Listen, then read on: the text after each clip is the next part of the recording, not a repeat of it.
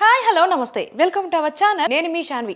గత 15 ఇయర్స్గా హైదరాబాద్లో ఫేస్ క్లినిక్స్ అనే ఒక క్లినిక్ని రన్ చేస్తూ చాలా మంది జీవితాల్లో ఒక కొత్త ఫేస్ని తీసుకొచ్చిన hair transplantation surgeon doctor Raghunath Reddy గారు మనతో పాటు ఉన్నారు.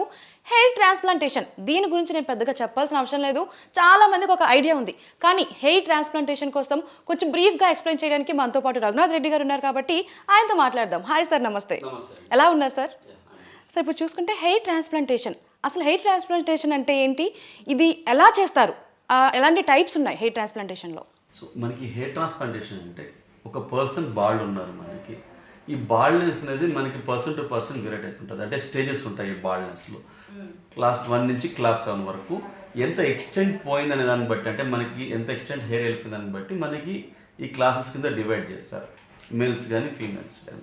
ఫీమేల్స్ ఏంటంటే మనకి different kind of hair loss ఉంటుంది. వాళ్ళకి ఓవరాల్గా పల్స్ పడుతుంటుంది, ఫ్రంట్ హెయిర్ లైన్ స్ట్రాంగ్ ఉంటుంది. మేల్స్ ఏంటంటే ఫ్రంట్ నుంచి బ్యాక్ వెళ్ళిపోతుంటుంది కంప్లీట్గా. అంటే ఫస్ట్ ఫ్రంట్ పార్ట్ వెళ్ళిపోతుంది, తర్వాత వర్టెక్స్ అంటే ఈ నడిని ఉంటుంది, క్రౌన్ పార్ట్ వెళ్ళిపోతుంది, మిడిల్ పార్ట్ కొన్ని ఉంటుంది, ఈ రెండు ఫ్యూజ్ అయిపోతాయి. సో ఈ బాల్డ్నెస్ ఉండే వాళ్ళు ఏం చేస్తాం అంటే మనము బ్యాక్ సైడ్ నుంచి రూట్స్ తీసుకుని ఫ్రంట్లో ప్లాంట్ చేస్తాం. మనకి ప్లాంట్కి ఎట్లా వేరు ఉంటుందో అట్లా హెయిర్కి కింద మన స్కిన్ కింద ఫ్యాట్లో వేరు ఉంటుంది అనమాట.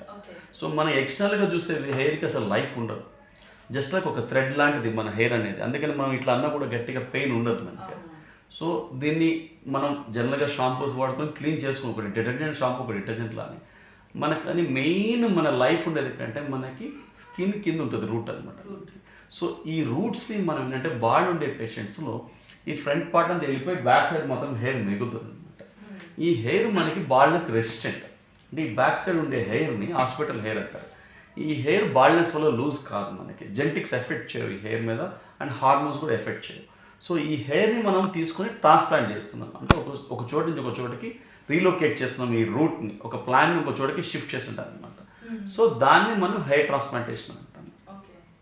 సో ఈ హెయిర్ ట్రాన్స్ప్లాంటేషన్లో ఏంటంటే మనకి చాలా టూ టైప్స్ ఆఫ్ టెక్నిక్స్ ఉంటాయి మనకి హెయిర్ ట్రాన్స్ప్లాంటేషన్లో.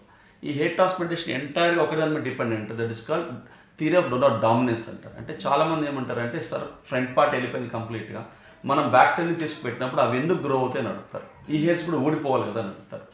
ఆ హెయిర్స్ ఎందుకు ఊడవంటే దాన్ని థియరీ ఆఫ్ డోనాట్ డామినెన్స్ అంటారు. ఏంటంటే మనకి ఈ హెయిర్స్ మనకి రెసిస్టెన్స్ చేస్తున్నాయి కాబట్టి మన బాల్డ్నెస్కి ఈ రెసిస్టెంట్ హెయిర్ రూట్స్ తీసుకొని మనం ప్లాంట్ చేసినప్పుడు ఆ హెయిర్స్ ఊడవు మనకి, అవి లైఫ్ లాంగ్ గ్రో అవుతుంటాయి. సో ఈ హెయిర్ ట్రాన్స్ప్లాంటేషన్లో మనకి బేసిక్గా 2 టెక్నిక్స్ ఉన్నాయి. ఒక టెక్నిక్ ఏంటంటే ఎఫ్యూటీ, ఇంకొక టెక్నిక్ ఎఫ్యూటీ అంటాం. ఎఫ్యూటీ అంటే ఫాలిక్యులర్ యూనిట్ ట్రాన్స్ప్లాంటేషన్, ఎఫ్యూఈ అంటే ఫాలిక్యులర్ యూనిట్ ఎక్స్ట్రాక్షన్. ఈ ఫాలిక్యులర్ యూనిట్ ట్రాన్స్ప్లాంటేషన్ అనేది చాలా ఓల్డ్ టెక్నిక్. ఈ ఓల్డ్ టెక్నిక్లో ఏం చేస్తారంటే మనకి స్కిన్ ఈ సైడ్ టెంపుల్స్ దగ్గర నుంచి ఆల్మోస్ట్ హాస్పిటల్ రీజన్ ఎంటైర్గా ఒక 1 సెంటీమీటర్ విడ్త్, ఒక 18 to 20 సెంటీమీటర్స్ లెంత్ ఉన్న స్కిన్ కట్ చేసుకుంటారు. కట్ చేసేసి ఆ స్కిన్ తీసినప్పుడు ఆ రూట్స్తో పాటు తీస్తారు స్కిన్ని. దాన్ని మనకి సింగిల్ రూట్స్ కింద డివైడ్ చేసుకుని దాన్ని ప్లాంట్ చేస్తారు. దాన్ని మనం ఫాలిక్యులర్ యూనిట్ ట్రాన్స్ప్లాంటేషన్ అంటాం. ఎఫ్యూటీఆర్ స్ట్రిప్ అని కూడా అంటారు యాక్చువల్గా. ఈ టెక్నిక్ నేను చేయట్లేదు అంటే నేను చేసి ఈ టెక్నిక్ ఆల్మోస్ట్ 14 years అవుతుంది ఈ టెక్నిక్ చేసి. సో ఈ టెక్నిక్ చాలా ఓల్డ్ టెక్నిక్. దీనివల్ల ఏంటంటే మనకి ఇక్కడి నుంచి ఇక్కడ దాకా కంప్లీట్ బ్యాక్ సైడ్ ఒక స్కార్, ఒక గీతలాగా మిగిలిపోతుంది జీవితకాలం. అండ్ వన్ మోర్ థింగ్ ఏంటంటే డిస్కంఫర్ట్ లెవెల్స్ ఎక్కువ ఉంటాయి సర్జరీ తర్వాత. మనం చేసే టెక్నిక్ ఏంటంటే రెగ్యులర్గా ఎఫ్యూఈ అంటాము. ఈ ఎఫ్యూఈలో ఏం చేస్తామంటే మనము బ్యాక్ సైడ్ మొత్తం ఎనస్థీషియా ఇచ్చినాక కంప్లీట్గా సింగిల్ రూట్స్ తీసుకొని ఆ రూట్స్ని మనము ఫ్రంట్లో ప్లాంట్ చేసుకుంటాం. ఈ సింగిల్ రూట్స్ తీసుకోవడం వల్ల ఏంటంటే మనం ఒక ఏరియాని చాలా తక్కువగా ట్రామా చేస్తాము. సో అండ్ హీలింగ్ పీరియడ్ కూడా చాలా ఫాస్ట్గా ఉంటుంది. పేషెంట్కి డిస్కంఫర్ట్ ఉండదు. మనకి అసలు నెక్స్ట్ డేకి పేషెంట్ పెయిన్ కిల్లర్ మానేస్తారు, డిస్కంఫర్ట్ అసలు ఉండదు ప్రాపర్గా. You can resume all is activity from the next day అనమాట. అంటే అన్ని పనులు చేసుకోవచ్చు నెక్స్ట్ డే నుంచి. అండ్ ఈ ఎఫ్యూలో మనకు ఉండే ఉపయోగం ఏంటంటే మనకి కంఫర్ట్ లెవెల్ కాకుండా మనం ఎక్స్ట్రా ఆల్టర్నేటివ్ ఏరియాస్ నుంచి కూడా తీసుకోవచ్చు. సపోజ్ మనకి బ్యాక్ సైడ్ డోనర్ ఏరియా తక్కువ ఉంది, అప్పుడు మనం బియర్డ్ కూడా ఒక డోనర్ ఏరియా కింద వాడుకోవచ్చు ఎఫ్యూలో. స్ట్రిప్లో చేయలేము కదండి, కట్ చేస్తే ఊరుకోరు కదా ఎవరు. సో ఎఫ్యూలు ఏంటంటే మనము బియర్డ్ని కూడా ఒక డోనర్ ఏరియా వాడుకోవచ్చు, అండ్ బాడీ హెయిర్ కూడా తీసుకోవచ్చు లాస్ట్ స్టేజ్లో తీసుకొని మనం పైన స్కాల్ప్ పైన ప్లాంట్ చేసుకోవచ్చు. ఓకే, మరి దీనికి ఏజ్ డిఫరెన్స్ ఏమైనా ఉంటుందా? లేదండి, ఎనీ ఏజ్ గ్రూప్. అంటే నేను హైయెస్ట్ చేసింది 73 years యాక్చువల్ ఇప్పటి వరకు. ఎనీ ఏజ్ గ్రూప్ మనకి వాళ్ళకి జనరల్ మెడికల్ కండిషన్స్ బాగుండి అన్కంట్రోల్ ప్రాబ్లమ్స్ ఏమీ లేకపోతే వాళ్ళ హెల్త్ సిచ్యువేషన్ బాగుంటే హ్యాపీగా ఏ ఏజ్ గ్రూప్ కన్నా చేసుకోవచ్చు మనం. సార్ ఇప్పుడు మీరు హెయిర్ ట్రాన్స్ప్లాంటేషన్ గురించి చెప్పారు. సో ఇప్పుడు ఒక పర్సన్ మీ దగ్గరికి వచ్చి కన్సల్ట్ చేసేటప్పుడు మీరు హెయిర్ ట్రాన్స్ప్లాంటేషన్ చేద్దామని డిసైడ్ అవుతారు. సో దాని ప్రాసెస్ ఏంటి? అంటే దాని ప్రాసెస్ ఏంటంటే సపోజ్ ఒక పర్సన్ హెయిర్ ట్రాన్స్ప్లాంట్ చేయించుకోవాలి డిసైడ్ అయినాక వాళ్ళ డోనర్ ఏరియా బాగుంది అనుకోండి. సో ఆ పర్సన్ మనం కంపల్సరీ హెయిర్ ట్రాన్స్ప్లాంట్ చేస్తామని డిసైడ్ అయినాక ఏం చేస్తామంటే ఆ పర్సన్కి మనం ఒక ప్రొఫైల్ పంపిస్తాం, సర్జికల్ ప్రొఫైల్. అంటే బ్లడ్ టెస్ట్ చేయించుకోవాల్సి ఉంటుంది, చిన్న బ్లడ్ టెస్ట్. దానిలో అన్ని నార్మల్గా ఉన్నప్పుడు బ్లడ్ టెస్ట్లో ఒక డేట్ కన్ఫర్మ్ చేసుకుంటాం. డేట్ కన్ఫర్మ్ చేసి పేషెంట్ వచ్చినప్పుడు మార్నింగ్ ఏం చేస్తామంటే మనం చేసేది FUV కాబట్టి ఫస్ట్ ఆ పేషెంట్ యొక్క ఫొటోస్ తీసుకొని మొత్తం స్కాల్ప్ అంతా అంటే ఉన్న హెయిర్ మొత్తం ట్రిమ్ చేస్తాం. అంటే ఈ FUV పద్ధతిలో కంపల్సరీ మోర్ దెన్ 1500 గ్రాఫ్ట్స్ కంటే ఎక్కువ చేస్తే కంపల్సరీ మనం హెయిర్ ట్రిమ్ చేయాల్సి ఉంటుంది. అంటే గ్రాఫ్ట్స్ అంటే ఏంటంటే మనకి ఈచ్ గ్రాఫ్ట్ 2 to 3 హెయిర్స్ ఉంటాయి అన్నమాట. సో ట్రిమ్ చేసుకున్నాక మనం ఏం చేస్తామంటే ఆ పేషెంట్ మొత్తం క్లీన్ చేసుకొని నీట్గా బ్యాక్ సైడ్ అంటే మనం ఎక్కడి నుంచి హెయిర్ రూట్స్ తీసుకుంటామో ఆ బ్యాక్ సైడ్ కంప్లీట్గా ఎనస్థీషియా ఇచ్చేసేసి ఆ పార్ట్ని నమ్ చేస్తాము. అంటే మన దగ్గర ఇప్పుడు నీడిలెస్ ఇంజెక్టర్ ఉంది. సో ఎక్కువ పెయిన్ ఫీలింగ్ కూడా ఉండదు, పేషెంట్కి ఎక్కువ పెయిన్ఫుల్గా కూడా ఉండదు ప్రొసీజర్ అనేది. ఆ నీడిలెస్ ఇంజెక్టర్ ఫస్ట్ ఇంజెక్షన్ ఇచ్చినాక తర్వాత నీడిల్తో ఇస్తాం కాబట్టి పేషెంట్ ఆల్మోస్ట్ 60-70% ఆ నీడిల్ పెయిన్ కూడా మనము తగ్గించేయచ్చు చాలా వరకు. సో ఆ తర్వాత పేషెంట్ మనకి తీసుకెళ్ళినాక ఒక ఓటీ మైనర్ ఓటీ ఉంటుంది మన దగ్గర. మైనర్ ఓటీకి వెళ్ళినాక పేషెంట్కి బ్యాక్ సైడ్ నుంచి రూట్స్ తీసుకుంటాం. FUV టెక్నిక్లో సింగిల్ రూట్స్ తీసుకుంటాం.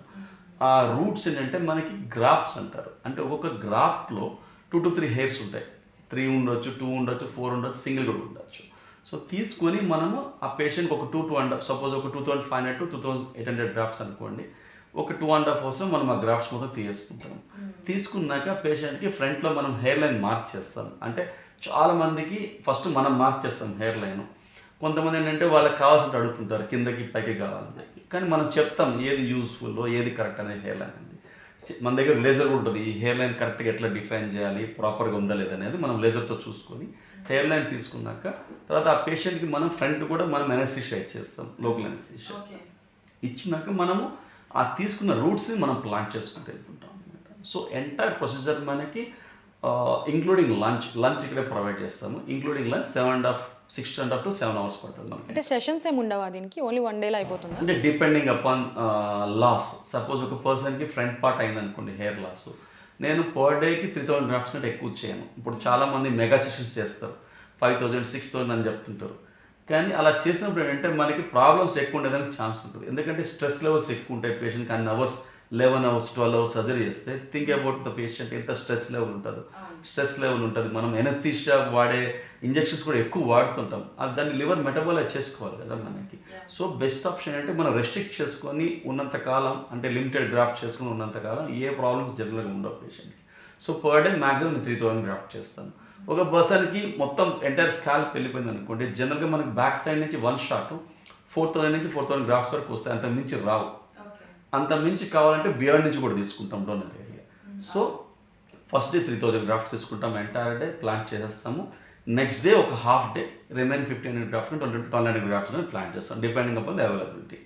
సో ఆ తర్వాత మనం డ్రెస్సింగ్ చేసి పంపిస్తాం ఇంటికి.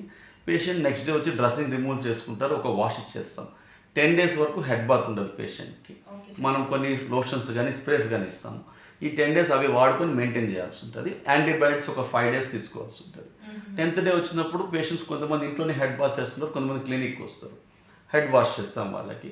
హెడ్ వాష్ చేసినప్పుడు వాళ్ళకి నీట్గా హెయిర్స్ కనిపిస్తుంటాయి మనం ప్లాంట్ చేసింది. ఆ తర్వాత మనం ఆ హెయిర్ని ఎట్లా మెయింటైన్ చేసుకోవాలి, ప్లాంట్ చేసిన హెయిర్ని, ఉన్న హెయిర్ని ఎలా కాపాడుకోవాలి దాన్ని బట్టి మనం మెడికేషన్ ఇస్తాం. ఈ ప్లాంట్ చేసిన హెయిర్ లైఫ్ లాంగ్ గ్రో అవుతుంది. దీనికి ఏం పెద్దగా మెడికేషన్ అవసరం ఉండదు మనకి, ఒక 6 months వరకు తప్ప. సో ఉన్న హెయిర్ కాపాడడానికి మనం మెడికేషన్ భావిస్తుంటాం. ఒక మనకేంటంటే 25 daysకి మనం పెట్టిన హెయిర్ మొత్తం రాలిపోతుంది. అందరు భయపడతారు ఎన్నిసార్లు చెప్పినా కూడా, సార్ హెయిర్ రాలిపోయింది అంటారు. 25 daysకి మనం పెట్టిన హెయిర్ రాలిపోద్ది. దాన్ని ట్రాన్స్ప్లాంటేషన్ షాక్ అంటారు. ఒక చోట నుంచి ఇంకో చోట రీలొకేట్ చేసినప్పుడు హెయిర్ రూట్ని, ఆ షాక్ వల్ల పెట్టిన హెయిర్ రాలిపోతుంది, కానీ రూట్ లోపల అట్లే ఉంటుంది మనకి. 3rd month ఎండింగ్ నుంచి స్టార్ట్ అవుతుంది గ్రోత్ అనేది మనకి. 3rd month 4th month 6 monthsకి బాగుంటుంది. 8 monthsకి చాలా బెటర్ రిజల్ట్స్ వస్తాయి. 8 months చాలా మంది పేషెంట్ హ్యాపీ ఉంటారు. 1 yearకి బెస్ట్ రిజల్ట్స్ వస్తాయి మనకి. So this is the process for every patient. ఇప్పుడు ఈ ప్రాసెస్ చెప్పారు కదా, ఆఫ్టర్ ఆ ప్రాసెస్ అంతా అయిపోయిన తర్వాత ఫుడ్ రిస్ట్రిక్షన్స్ ఏమైనా ఉంటాయా? Absolutely zero. ఫుడ్ వల్ల మనకి ఏదన్నా కాంప్లికేషన్ రావటము, తర్వాత చాలా మంది అడుగుతారు సార్ మనము డైట్ తీసుకుంటే దాల్ తీసుకున్నా పప్పు తిన్నా కూడా చీము పడుతుంది అని అడుగుతారు. ఇది ఎంత ఓల్డ్ ట్యాబు అంటే మూఢనమ్మకం. అసలు ఫుడ్కి చీముకి సంబంధమే లేదు.